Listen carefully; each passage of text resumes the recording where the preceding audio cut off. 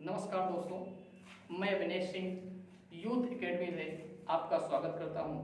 जैसा कि आप देख रहे होंगे चित्र से कि हम लोग सौरमंडल के बारे में पढ़ना चाहेंगे और यहाँ पर सौरमंडल से कुछ छोटी और मोटी बातें की जाएंगी जो हमारे पेपर में आते हैं। छोटे छोटे क्वेश्चन आते हैं, बड़े बड़े क्वेश्चन आते हैं और आपको ये भी पता होना चाहिए कि भूगोल की स्टार्टिंग यहीं से स्टार्ट होती है कि भूगोल से छोटे क्वेश्चन कैसे बनते हैं, बड़े क्वेश्चन कैसे बनते हैं। और हम आपको आज सौरमंडल के बारे में कुछ बताने जा रहे हैं। आप लोग बिना टाइम वेस्ट किए हुए वीडियो को देखना शुरू कर दें और कुछ छोटी छोटी बातें हम लोग पढ़ते हैं। पहले जैसे कि हम लोग जानते हैं सौरमंडल जो है, सौरमंडल सूर्य और 8 ग्रहों के मिलने से बना हुआ है हमारा सौरमंडल। आपको ये भी पता होना चाहिए कि सौरमंडल में जो 8 ग्रह हैं उनका आकार भी अलग अलग है, उनका द्रव्यमान भी अलग अलग है, अलग अलग वो परिक्रमा भी सूर्य की करते हैं, कितने समय में कौन पूरा करता है, कैसे छोटे छोटे क्वेश्चन आते हैं। तो हम लोग सौरमंडल के बारे में पढ़ना स्टार्ट करना जा रहे हैं। चलो सब लोग सौरमंडल पढ़ते हैं।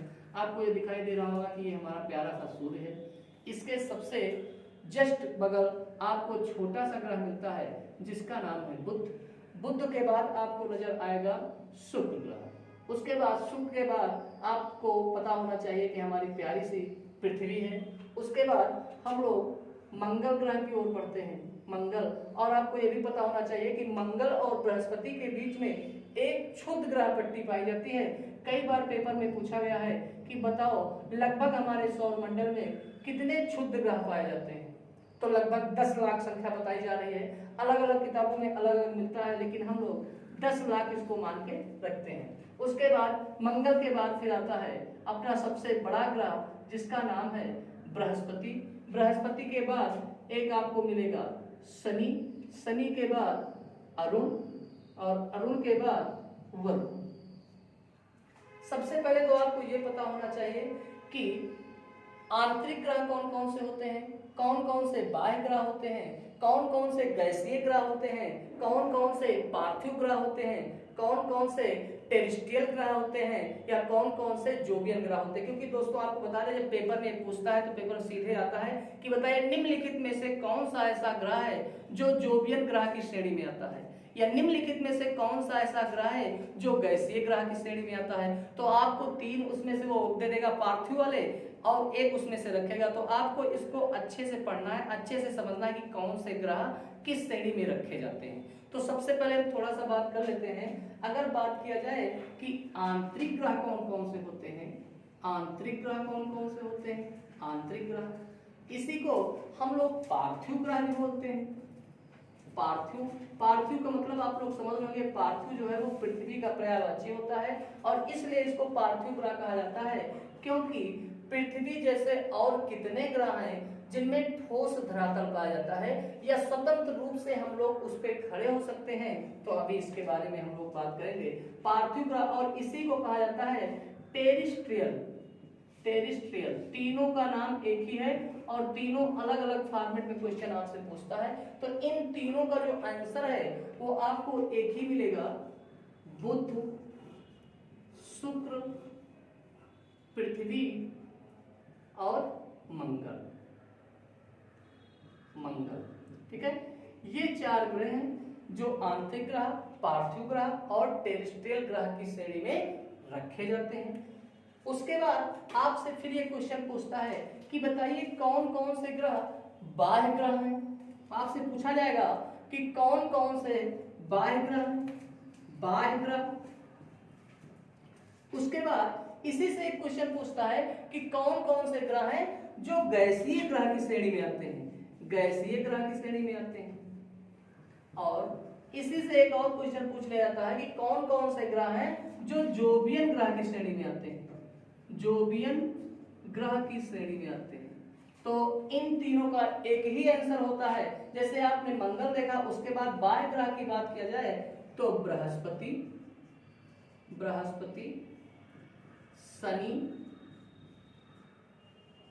अरुण, वरुण, ये आपके होते हैं बाह्य ग्रह या गैसीय ग्रह या जोवियन ग्रह। जिस तरीके से आपसे क्वेश्चन पूछे आप उस फॉर्म में आंसर देंगे। जैसे आपसे पूछे कि निम्नलिखित में से कौन सा जोवियन ग्रह है तो आप बताएंगे।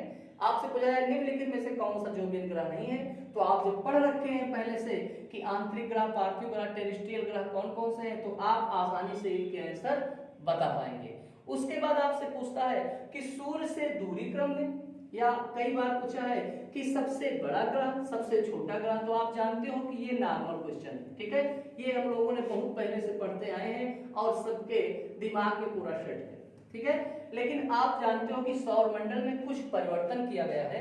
अगर छोटी सी बात पूछा जाए कि कौन कौन से ग्रह के पास कितने कितने उपग्रह हैं, ठीक है, तो हम लोग एक ही क्लास में देख लेते हैं 1 मिनट में कि किसके पास कितने ग्रह हैं। आप जानते हो कि बुध के पास और शुक्र के पास कोई भी उपग्रह नहीं है।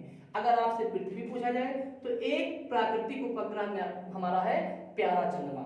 अगर मंगल की बात किया जाए तो मंगल के पास 2 उपग्रह हैं, मंगल के पास 2 उपग्रह हैं, एक है डीमोस और दूसरा है फोबोस, डीमोस और फोबोस।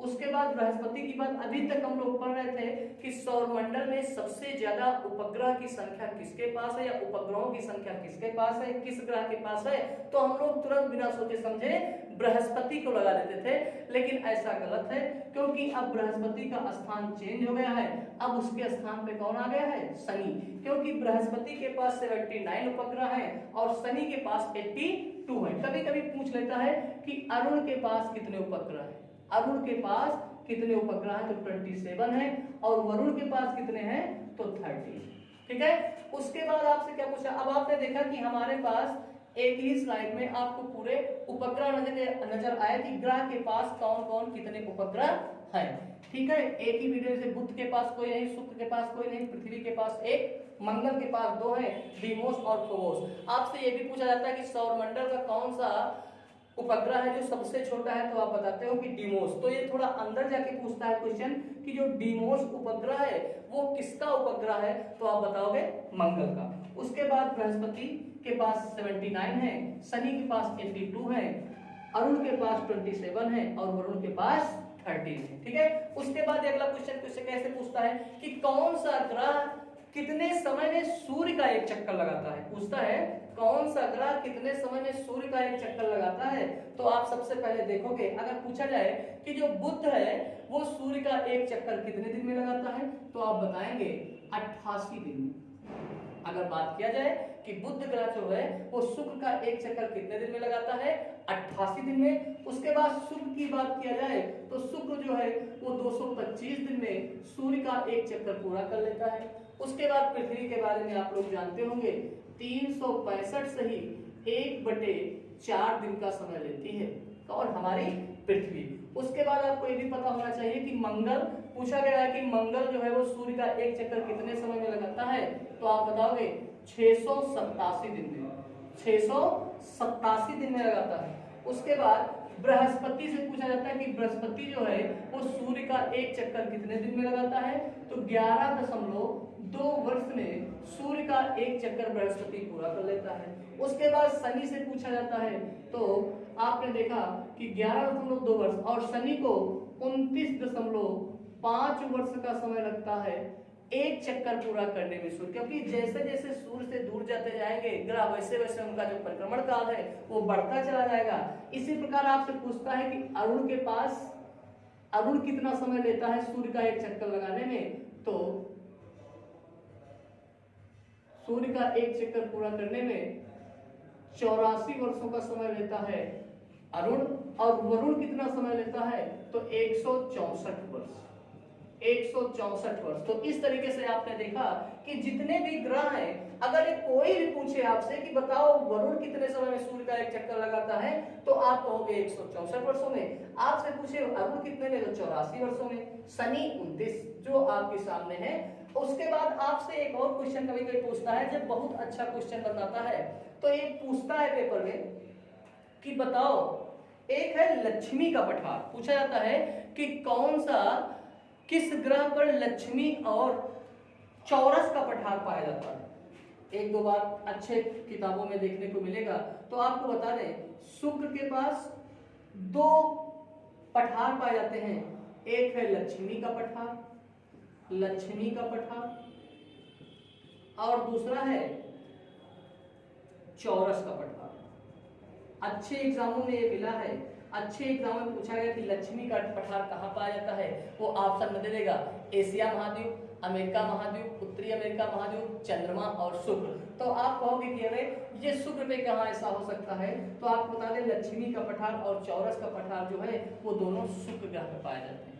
उसके बाद आपसे पूछता है आकार और द्रव्यमान के अनुसार, आकार और द्रव्यमान के अनुसार ग्रहों का क्रम, आकार और द्रव्यमान के अनुसार ग्रहों का क्रम। तो ये याद रखना भैया, लक्ष्मी का पठार और चौरस का पठार कहाँ पाया जाता है, तो शुक्र ग्रह पर पाया जाता है।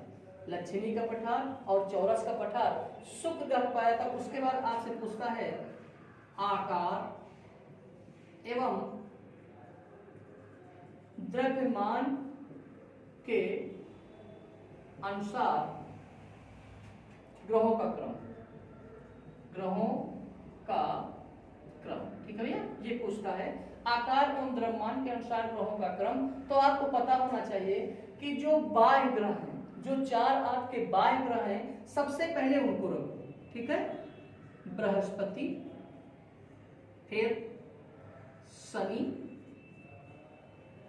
अरुण, वरुण, ये तो आपके चार जो बाह्य ग्रह हैं, ये सबसे बड़े चार ग्रह हैं। उसके बाद बात किया जाए हमारी पृथ्वी आ जाती है पांचों। कई बार पूछा गया है कि आकार और द्रव्यमान के अनुसार पृथ्वी का कौन सा स्थान है, तो 1 2 3 4 5, पांचवा।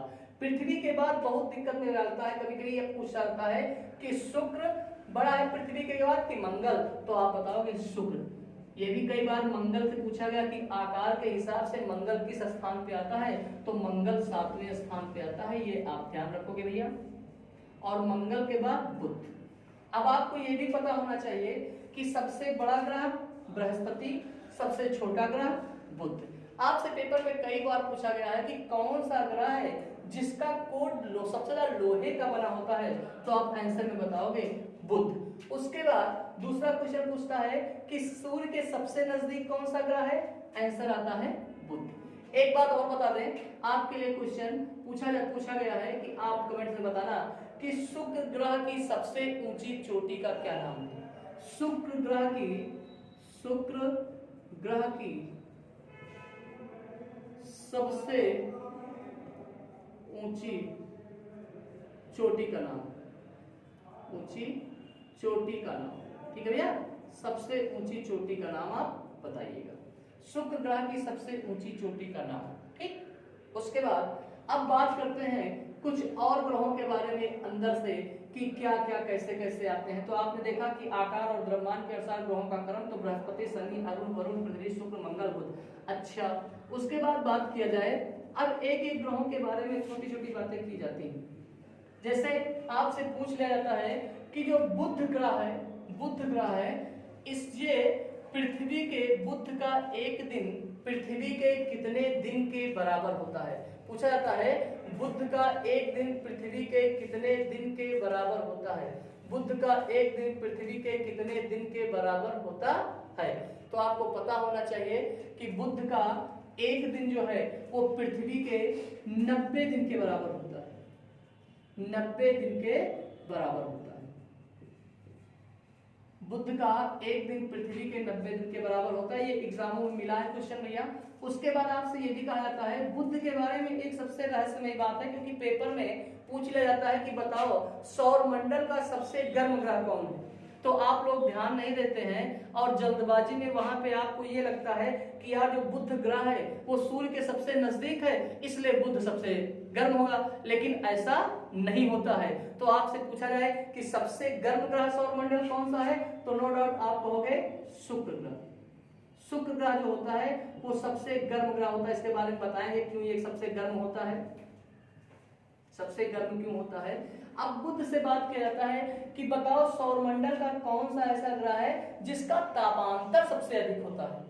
तापांतर माने ताप में अंतर, माने दिन का टेम्परेचर बहुत ज्यादा बढ़ जाता है और रात में बहुत ज्यादा नीचे गिर जाता है। तो हम आपको बता दें कि बुध पे जो दिन का ताप होता है, दिन का ताप जो होता है वो होता है 350 डिग्री से 390 डिग्री तक पहुंच जाता है। 350 से 390 80 डिग्री सेल्सियस तक पहुंच जाता है। और जो रात का तापमान होता है, जो रात का तापमान है, रात का जो तापमान है वो पहुंच जाता है -170 डिग्री, -170 डिग्री। तो कभी कभी पेपर में आपसे पूछ लेता है कि बुध ग्रह का तापांतर कितना होता है, बुध ग्रह का तापांतर कितना होता है, तापांतर कितना होता है।